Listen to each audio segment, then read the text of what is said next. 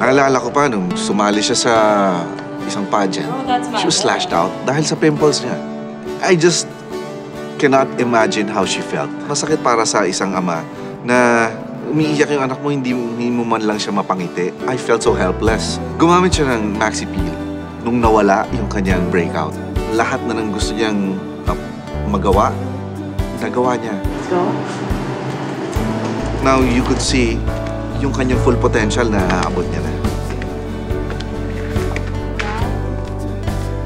Yung dad ko sabi niya, pimple lang yan. You are so much better than the things you see on your face. She really became a beauty queen.